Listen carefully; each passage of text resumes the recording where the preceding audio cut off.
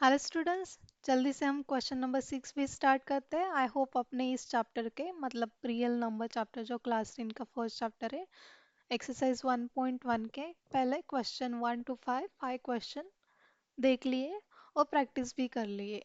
तो उसके बाद हम क्वेश्चन नंबर 6 भी देखते हैं। क्या है question? Explain why 7 into 11 into 13 plus 13 and 7 into 6 into 5 into 4 into 3 into 2 into 1 plus 5 are composite numbers.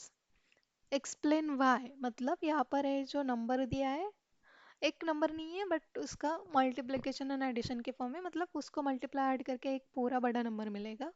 इसे दो नंबर दिए, वो कंपोजिट नंबर है। एक्सप्लेन करें मतलब वो कंपोजिट ही होगा। ओके, सो कंपोजिट होगा मतलब क्या होना चाहिए? टू टाइप पता है, प्राइम एंड कंपोजिट। कंपोजिट में क्या होता है? मोर देन टू फैक्टर है होते हैं। प्राइम में जस्ट टू फैक्टर होते हैं। कौन से two factor? The number itself and one. So composite में वो नंबर खुद हमेशा तो फैक्टर होता है एंड वन भी होता है, उसके अलावा एटलीस्ट एक फैक्टर होना चाहिए। तो वो कैसे चेक करेंगे?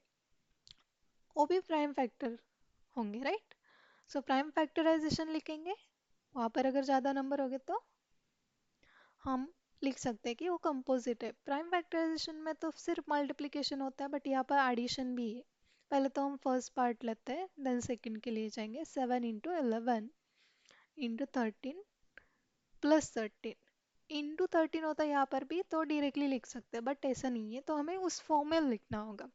उस फॉर्म में लिखने के लिए इसको सिंप्लीफाई कर सकते हैं हम। इजी वे क्या है? यहाँ पर 13 प्लस 13 तो नहीं कर सकते क्योंकि अकॉर्डिंग टू बॉडमॉस रूल क्या आता है हमें? मल्टीप्लिकेशन पहला आता है। तो 7 इंटू 11 इंटू 13 करेंगे, उसके बाद 13 ऐड करेंगे तो बड़ा नंबर आ जाएगा। उसका अगेन स्प्लिट करेंगे। हमें पता है वर्टिकली हम प्राइम फैक्टराइजेशन लिख सकते हैं पहले प्राइम नंबर से डिवाइड करके, जैसे 2 से, बट वो डिफिकल्ट हो जाएगा। तो इजी वे क्या है? इसको ही हम सॉल्व करेंगे। लेट्स चेक कैसे करते हैं। सो 7 इंटू 11 इंटू 30 ऐसे लिख सकते हैं, एक पार्ट हो गया। प्लस इस 13 को हम 1 इंटू 13 लिख सकते हैं, राइट? अब इस दोनों पार्ट में से हम 13 कॉमन लेंगे। सो क्या हो जाएगा? 13 कॉमन लेके ब्रैकेट में रह जाएगा। यहाँ पर कुछ नहीं, मतलब मल्टीप्लिकेशन है, सो लिख सकते हैं या फिर अवॉइड भी कर सकते हैं। सो पहले ब्रैकेट में रह जाएगा 7 इंटू 11, बीच का है प्लस साइन। सेकेंड ब्रैकेट में सिर्फ रह जाएगा 1 प्लस 1। अब इस स्क्वायर ब्रैकेट को सॉल्व करेंगे। सो 13 इंटू 7 इंटू 11 क्या आता है? 77 प्लस 1, तो हो जाएगा 13 इंटू 78। आ गए मल्टीप्लिकेशन के फॉर्म में, बट 78 क्या है? प्राइम नंबर नहीं है। सो 78 को भी स्प्लिट करेंगे। 2 से डिवाइड करते जाते हैं, हम पता है 2 से तो डिवाइड होता है। सो वर्टिकली लिखने की जगह हम डायरेक्टली लिख सकते हैं। 78 को 2 से डिवाइड करेंगे तो क्या आ जाएगा? 2 3 से 6, 2 9 से 18, 39 आ जाएगा। अगेन इसको स्प्लिट करेंगे। 39 को कैसे लिख सकते हैं? अगेन 2 से नहीं बट 3 से डिवाइड कर सकते हैं ना। 3 1 से 3, 3 3 से नहीं, 13 खुद प्राइम नंबर है। सो ए हो गया हमारा प्राइम फैक्टराइजेशन। ओके, इस पूरे नंबर का मल्टीप्लाई करके एक नंबर आ जाएगा।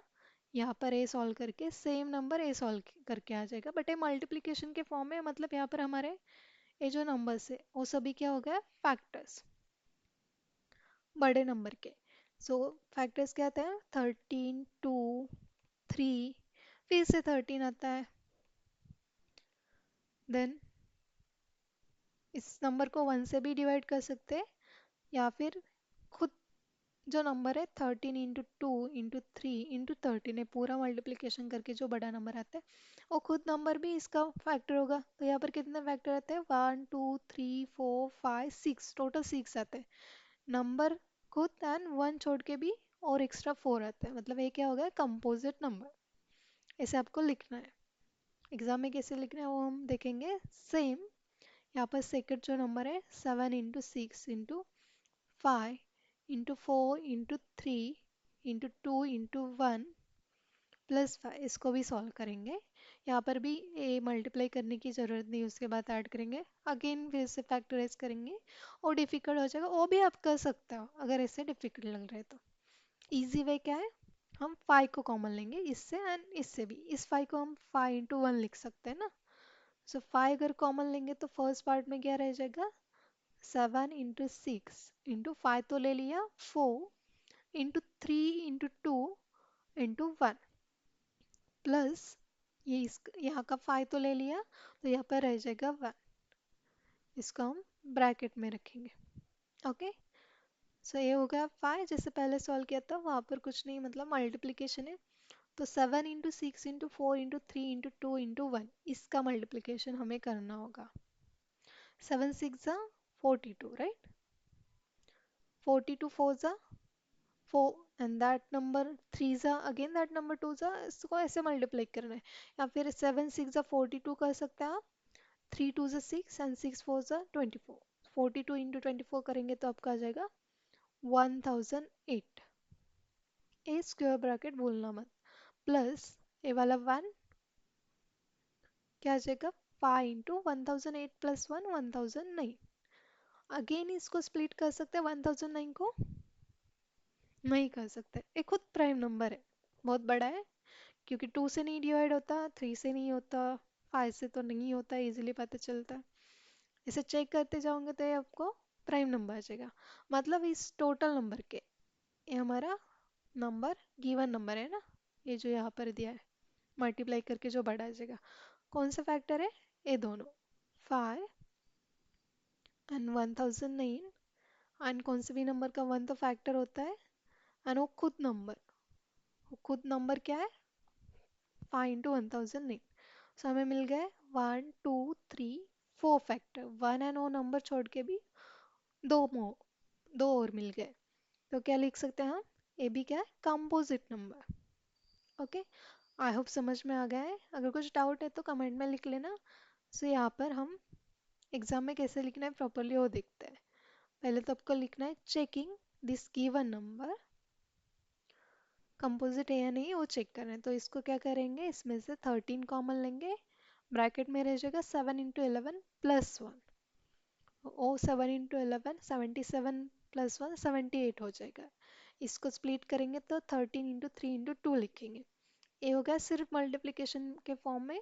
तो ये जो नंबर आ गया वो क्या हमारे आ गए, prime factor. So since it has more than 2 factors, क्या है वो फैक्टर, 13 3 2 1 एंड 13 into 78। इसे भी लिख सकते हैं या फिर ये पूरा मल्टीप्लिकेशन भी लिख सकता है। ओके, सो 2 से ज़्यादा आ गए, it is a composite number, ऐसे लिखना है। सेम सेकंड पार्ट के लिए ये लिखना है, यहाँ पर इसमें से 5 कॉमन लेंगे, पहले ब्रैकेट में 5 के अलावा जो रहेगा वो लिखेंगे, और सेकंड 5 को 5 into 1 लिख सकते हैं तो 1 रहेगा वो लिखेंगे। इसका मल्टीप्लिकेशन करके 1008 आ गया, उसमें 1 ऐड करेंगे तो 1009, जो खुद प्राइम नंबर है, सो इसको स्प्लिट नहीं कर सकते। सो ये हो गया हमारा प्राइम फैक्टराइजेशन। उसमें जो नंबर है 5 एंड 1009 वो हमारे आ गए फैक्टर्स, एंड 1 भी क्या है, फैक्टर है, एंड एक खुद बड़ा नंबर खुद का फैक्टर होता है, तो वो भी फैक्टर आ गया। सो लिखेंगे since it has more than 2 factor है, वो फैक्टर कौन से वो लिख लिया है, so it is a composite number. इसे आपको एग्जाम में लिखना है। सो इसको आपको खुद से सॉल्व करना है, क्योंकि सॉल्व करते वक्त कुछ मिस्टेक वगैरह हो सकती है। So practice is important, practice makes man perfect, right. आपको अब समझ में आ गया होगा, बट प्रैक्टिस करके आपको एग्जाम में कैसे लिखना है वो समझ में आ गया और आएगा, और एग्जाम में गलती नहीं होगा। So please practice this question. So we'll solve next question in next video. Thank you so much.